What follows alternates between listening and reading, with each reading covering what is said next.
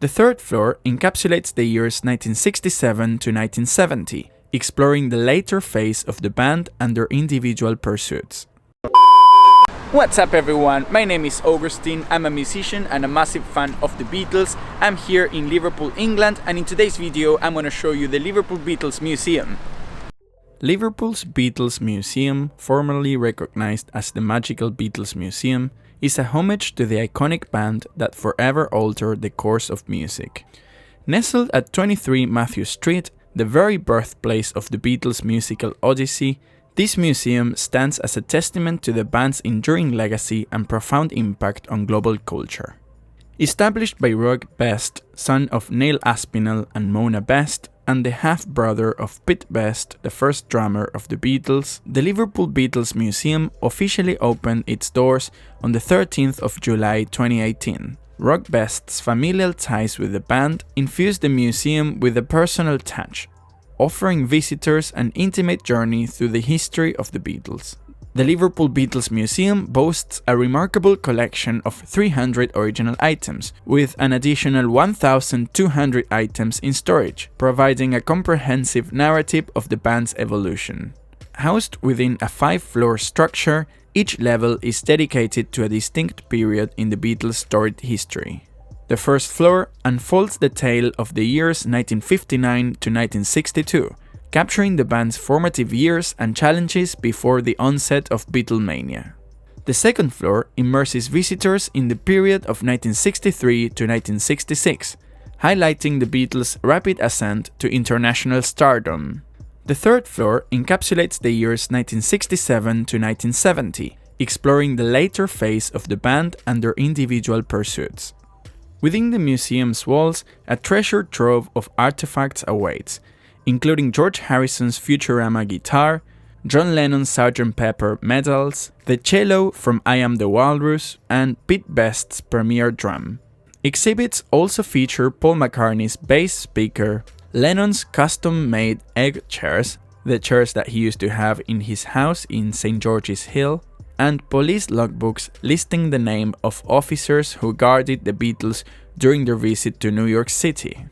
The museum came about simply because of the collection that I'd gathered over the years, and that started with me as a child because of my family's background. My mother opened the Casbah Coffee Club, which is where the Beatles truly began.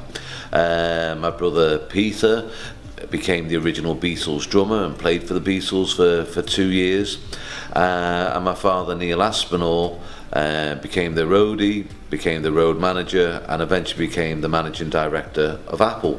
So as a very young boy, and I've told this story to a few people, you're talking about a kid who's climbing conker trees with the Sgt. Pepper medals stuck on the front of his denim jacket because he liked them.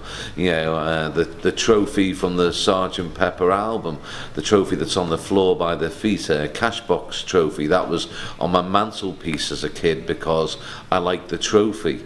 The Casbah Coffee Club sign, that was being used in the driveway. There was cement being mixed on the back of that sign, and then it was all hosed down and thrown into a skip. And I said to my mother, "Can I have that sign?" And she said, "What do you want the old sign for?" And I went for my bedroom wall, and she went, "Well, if you want to pull it out the skip, you can have it." Hi, sorry to interrupt the video. Just a very quick, very important announcement. I published a book. That's right, I published a book. It's called From the Cavern to Abbey Road, a journey through the Beatles' iconic landmarks.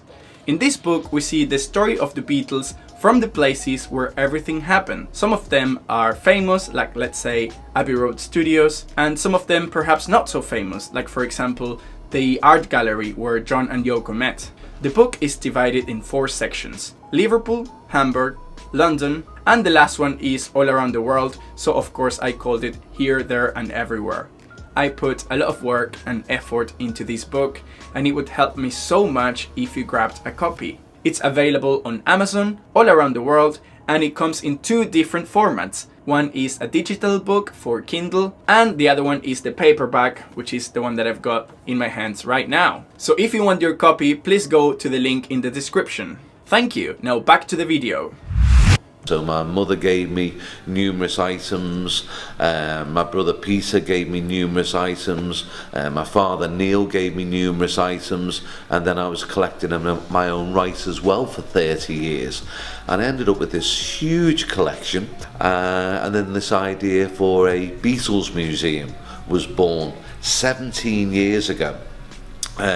Toyed with it, never really took it seriously, gonna do it, went back to it, went off the idea, went back to it, it wasn't pressing, and then I got serious about it about 10 years ago and decided if I was going to do it, it'd have to be on Matthew Street in Liverpool. And that presented a problem in itself, because Matthew Street is most probably the most expensive real estate in Liverpool. Two, everyone that's had property on Matthew Street aren't selling their property.